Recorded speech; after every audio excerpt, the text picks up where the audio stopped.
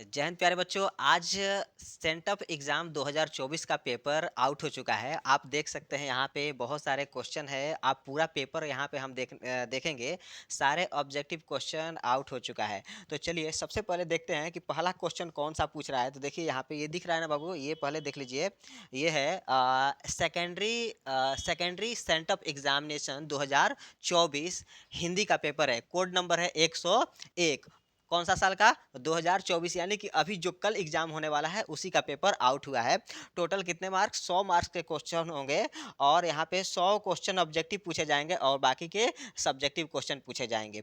तो चलिए हम एक एक करके सारे क्वेश्चन को देखते हैं जितना हो सकता है। यहाँ पे देखिएगा, ये बोल रहा है कि क्या है, परीक्षार्थी OMR उत्तर पत्र पर अपना प्रश्न पुस्तिका क्रमांक संख्या 10 अंक का अवश्य डालें। ठीक है ना? तो ये सारे क्रमांक आपको वहाँ पे डालना पड़ेगा और डालने के बाद अपना आप पेपर वहाँ पे लिखना प्रारंभ करेंगे। जो ऑब्जेक्टिव का जो कॉलम होता है उसमें आप उसको कलर करेंगे।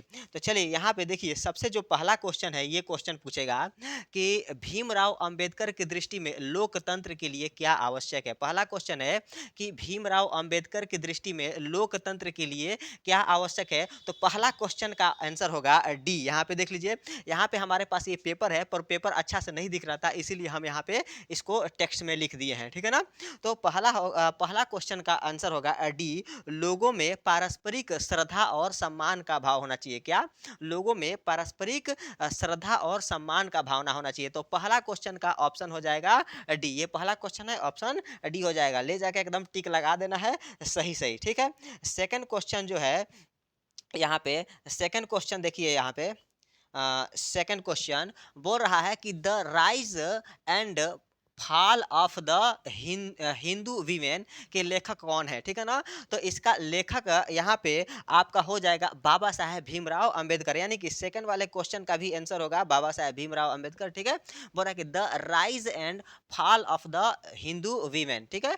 इसका आंसर होगा ऑप्शन ए, बाबा साहेब भीमराव अंबेडकर। ठीक है। अब सेकंड क्वेश्चन हो गया। अब देखिए थर्ड क्वेश्चन है। थर्ड क्वेश्चन यहाँ पर कि 20 के दांत कहानी का प्रमुख पात्र कौन है। 20 के दांत कहानी का प्रमुख पात्र कौन है। तो यहाँ पे 20 के दांत कहानी का प्रमुख पात्र हो जाएगा सेन साहब, ऑप्शन ए। एकदम देख लीजिए, जो आपको कल पूछे जाने वाला है क्वेश्चन, वही क्वेश्चन यहाँ पे आउट हुआ है और आउट हो गया है। तो इसका फायदा आप उठा सकते हैं और जाके सीधा सीधी टिक लगा दीजिए। और आप हमारे जो व्हाट्सएप चैनल है उसका लिंक दिया हुआ है डिस्क्रिप्शन में, वहाँ जाके चैनल को फॉलो कर लीजिए ताकि जितना भी नया वीडियो आने वाला है वो आपको वहाँ पे मिल जाए। ठीक है ना? और साथ ही संस्कृत का भी पेपर आउट हुआ है, उसका भी मैं वीडियो बना के बहुत जल्दी अपलोड करूँगा, तो आप चैनल को ज्वाइन कर लीजिए। चलिए आइए थर्ड क्वेश्चन देखिए। थर्ड क्वेश्चन कह रहा है कि दैवत विज्ञान क्या है। दैवत विज्ञान क्या है। तो दैवत विज्ञान जीव विज्ञान, वनस्पति विज्ञान को कहते हैं। ऑप्शन बी होगा। दैवत विज्ञान क्या है। तो वनस्पति विज्ञान को कहा जाता है दैवत विज्ञान। ठीक है ना? तो ये हो जाएगा ऑप्शन बी हो जाएगा। ठीक है ना? वनस्पति विज्ञान। ठीक है। नेक्स्ट क्वेश्चन देखिए, क्वेश्चन नंबर 5 है। बोल रहा है कि नाखून को किससे रगड़कर लाल और चिकना बनाया जाता था। ठीक है। तो नाखून को मोम और आलता से रंग के और रगड़ के उसको क्या बनाया जाता है, चिकना और लाल बनाया जाता था। ठीक है ना? तो पांचवा का ऑप्शन हो जाएगा ए। ठीक। ये सारे क्वेश्चन आउट हुआ है, आप जाके एकदम बोर्ड में लिख दीजिए और मजे कीजिए। ठीक है। चलिए नेक्स्ट क्वेश्चन है, क्वेश्चन नंबर 5 है। बोल रहा है कि दारिश क्या है। दारिश क्या है। क्वेश्चन नंबर 6 है। दारिश क्या है। तो दारिश जो है प्राचीन कालीन चांदी का सिक्का है। ऑप्शन ए हो जाएगा। दारिश है प्राचीन कालीन चांदी के सिक्के को दारिश कहा जाता है। ठीक है ना? तो छवा का ऑप्शन हो जाएगा ए। ऑप्शन ए कौन? प्राचीन कालीन चांदी का सिक्का हो जाएगा। ठीक है ना? चलिए नेक्स्ट क्वेश्चन है, क्वेश्चन नंबर 7। ये है क्वेश्चन नंबर 7। देखिएगा, सारा ये आपका पेपर का क्वेश्चन है पर पेपर थोड़ा सा उसका क्वालिटी अच्छा नहीं था, इसीलिए हम वहाँ पे स्क्रीनशॉट लगा दिए हैं, मतलब क्या बोलते हैं, उसका एक फोटो लगा दिए हैं और साथ में ये आपको हम टेक्स्ट लिख दिए हैं ताकि क्लियर दिखाई दे। ठीक है ना? आगे है सातवां। सातवां बोल रहा है कि काशी को किस नगरी के रूप में जाना जाता है। काशी को किस नगरी के रूप में जाना जाता है। तो काशी को जाना जाता है बाबू देवनगरी के रूप में। ऑप्शन सी हो जाएगा, सातवां का ऑप्शन सी, काशी को देवनगरी के रूप में जाना जाता है। जल्दी जल्दी सारे क्वेश्चन को हम कवर कर रहे हैं, आप भी एकदम कॉपी पे लिखते चलिए और उसको याद करते जाइए, ठीक है ना। चलिए नेक्स्ट क्वेश्चन है, नेक्स्ट क्वेश्चन जो होने वाला है क्वेश्चन नंबर 8 है, बोल रहा है कि सिक्स का अर्थ क्या होता है। तो सिक्स शिकस्थक का अर्थ होता है, शिकस्तक का अर्थ होता है बाबू मोम, शिकस्तक का अर्थ क्या होता है, मोम होता है। तो ऑप्शन ए हो जाएगा, आठवां का ए हो जाएगा, ठीक है ना। आठवां का शिकस्तक का मतलब होता है मोम। यहाँ पे देखिएगा हम फोटो लगा दिए हैं, ये फोटो धुंधला धुंधला दिख रहा है, ये नहीं दिख रहा था, इसीलिए हम सारा यहाँ पे लिखे हुए हैं। ये ओरिजिनल एकदम पेपर है, ठीक है ना। तो आप इसे देख लीजिए, सारे क्वेश्चन को तैयार कर लीजिए और जाके बोर्ड में आराम से कल जो कल सेंटअप एग्जाम है होने वाला है उसमें आराम से जाके लिख दीजिएगा, ठीक। अगला क्वेश्चन है कि बहादुर ने माँ के रखे रुपयों में से कितने रुपए निकाल लिए। बहादुर ने माँ के रखे रुपए में से कितने रुपए निकाले। तो बहादुर केवल 2 रुपया निकाला था, ठीक है ना, 2 रुपया निकाला था, लेकिन 11 रुपये का इल्जाम लगा था कि वो 11 रुपया निकाला है, ठीक। तो ये हो जाएगा क्वेश्चन नंबर 9, बहादुर ने माँ के रखे रुपयों में से कितने रुपए निकाले थे। तो ऑप्शन हो जाएगा बी, 2 रुपए, ठीक। चलिए अब देखिए नेक्स्ट क्वेश्चन नंबर 10 है, क्वेश्चन नंबर 10 बोल रहा है कि परंपरा का मूल्यांकन शीर्षक पाठ किसके द्वारा लिखा गया है। परंपरा का मूल्यांकन पाठ किसके द्वारा लिखा गया है। तो ये है रामविलास शर्मा, कौन, रामविलास शर्मा द्वारा लिखा गया। क्या, परंपरा का मूल्यांकन शीर्षक पाठ किसके द्वारा लिखा गया है। तो रामविलास शर्मा के द्वारा लिखा गया है, ऑप्शन सी हो जाएगा। आइए नेक्स्ट क्वेश्चन देखा जाए, नेक्स्ट क्वेश्चन क्वेश्चन नंबर 11 है, बोल रहा है कि जीत जीत में निरखत हूँ पाठ के केंद्र में है। जीत जीत में निरखत हूँ पाठ के केंद्र में है। तो देखिएगा ये क्वेश्चन नंबर 11 है, तो बोल रहा है कि बिरजू महाराज है। कौन है, बिरजू महाराज। जीत जीत में निरखत हूँ पाठ के केंद्र में कौन है, तो बिरजू महाराज है। अब हो गया क्वेश्चन नंबर 11। अब आइए देखा जाए क्वेश्चन नंबर 12। तो क्वेश्चन नंबर 12 है, यंग इंडिया के संपादक कौन है। यंग इंडिया, क्वेश्चन नंबर 12 है, यंग इंडिया के संपादक कौन है। महात्मा गांधी। यंग इंडिया के संपादक है महात्मा गांधी। एकदम जाइए और सेंटअप एग्जाम में पूरे एकदम परचम लहरा के आइए, कोई दिक्कत नहीं होने वाला है।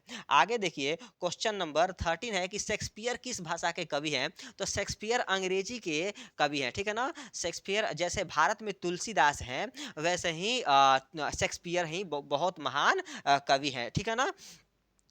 जो एक अंग्रेजी भाषा के कवि हैं, ठीक है ना। तो शेक्सपियर किस भाषा के कवि हैं। तो शेक्सपियर अंग्रेजी भाषा के कवि हैं, यानी कि 13वां का ऑप्शन हो जाएगा सी। नेक्स्ट क्वेश्चन, आइए जल्दी जल्दी क्वेश्चन को कवर करते चलते हैं।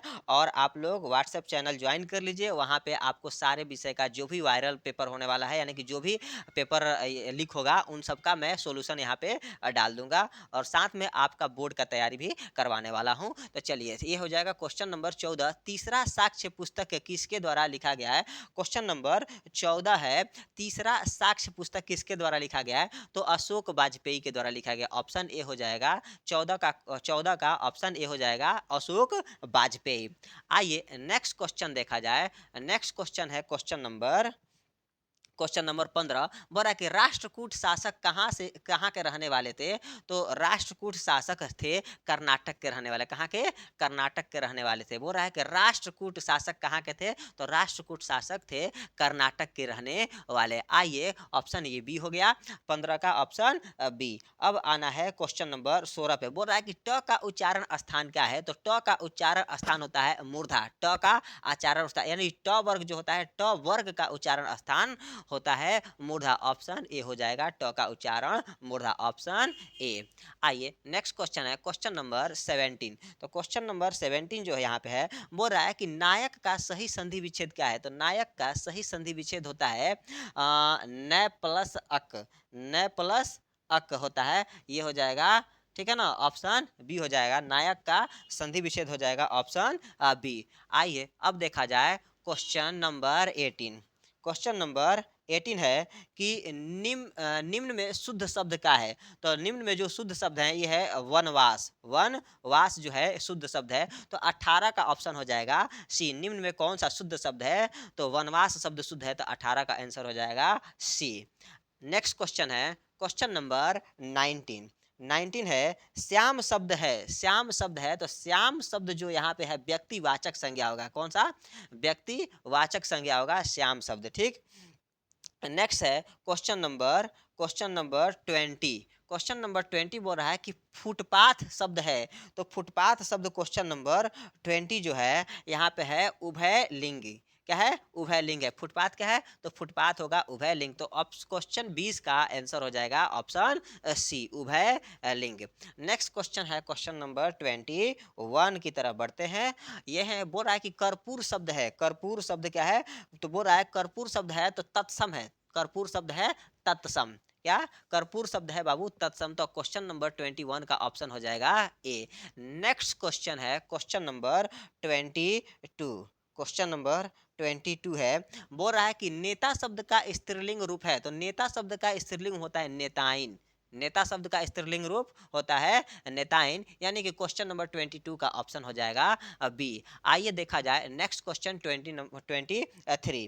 क्वेश्चन नंबर 23 बोल रहा है कि सर्वनाम के कितने भेद होते हैं? तो सर्वनाम के 6 भेद होते हैं। ऑप्शन सी हो जाएगा, सर्वनाम के 6 भेद होते हैं। Option C. नेक्स्ट क्वेश्चन देखा जाए क्वेश्चन नंबर 24, और सारे क्वेश्चन को आप लोग रट लीजिए और जाके कल एग्जाम में आराम से उसको लिखिए, ठीक है ना। क्वेश्चन नंबर 24 है, तो 24 में बोल रहा है कि यह घर किस विशेषण का उदाहरण है? तो सर्वनामिक विशेषण का उदाहरण है। यह घर किस विशेषण का उदाहरण है?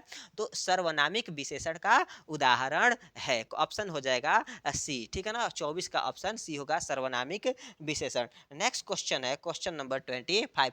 बोल रहा है जिसका कर्म हो या जिसके साथ कर्म की संभावना हो।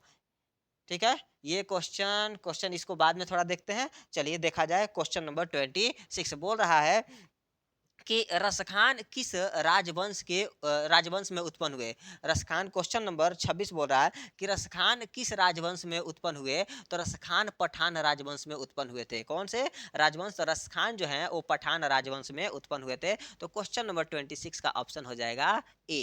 ठीक, आइए देखा जाए नेक्स्ट क्वेश्चन है क्वेश्चन नंबर 27। बोल रहा है कि मो मन मानिक लय गयो चितचोर नंद नंद किस कविता की पंक्ति है? क्वेश्चन नंबर 27 बोल रहा है कि किस पंक्ति का कविता है? मो मन मानिक लय गयो चितय चोर नंद नंद। तो ये हो जाएगा प्रेम ऐनी श्री राधिका। कहाँ का है बाबू? तो ये क्वेश्चन नंबर 27 का ऑप्शन हो जाएगा सी, प्रेम ऐनी श्री राधिका का ये लाइन है, ठीक है ना।